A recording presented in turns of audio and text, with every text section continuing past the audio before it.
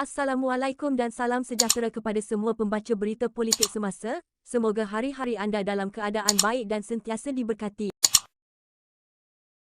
Penyandang kerusi Parlimen Ketereh Tan Sri Anwar Musa menyerahkan kepada pucuk pimpinan parti untuk menentukan kedudukan sama ada beliau akan dicalonkan bagi bertanding pada pilihan raya umum ke-15 PRU15. Beliau turut mengesahkan setakat ini belum menerima surat atau sebarang jemputan berkaitan Majlis Pengumuman Calon Barisan Nasional (BN) yang akan diadakan malam ini.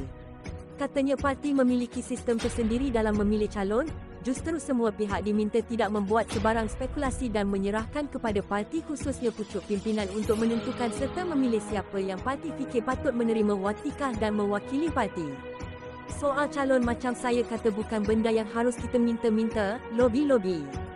Kalau kita difikirkan oleh pucuk pimpinan atas apa juga asas pertimbangan maka itu kita hanya alat untuk parti memberi watikah dengan logo parti kita masuk.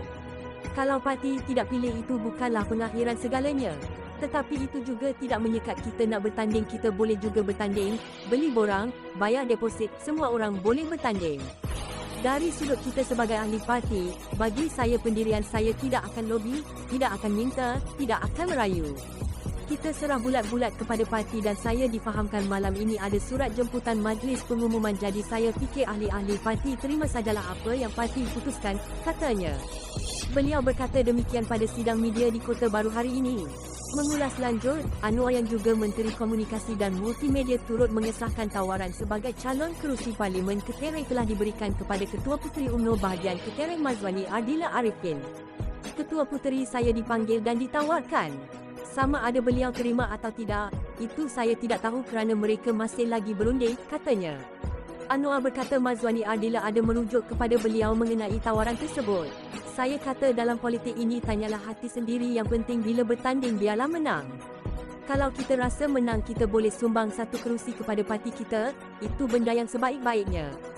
Jangan bertanding hanya untuk bertanding, kalau rasa boleh menang baguslah bertanding ini untuk menang kerana bayar deposit, berkempen berhabis beratus ribu, malah berjuta untuk sesetengah orang, katanya. Ditanya sama ada beliau mempunyai rancangan lain sekiranya tidak dicalonkan semula mempertahankan kerusi parlimen tersebut, Anwar yang juga Ketua UMNO bahagian Ketereh berkata perkara tersebut akan difikirkan kemudian.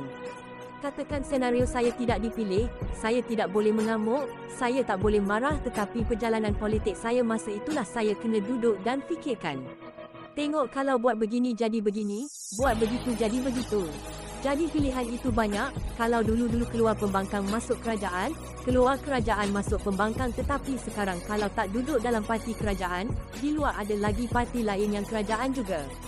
Senario politik kerajaan dah berubah, PAS pun kerajaan, Bersatu pun kerajaan. Semuanya di bawah pimpinan Perdana Menteri yang sama. Ada pilihan orang kata tepuk dada tanya selera, katanya.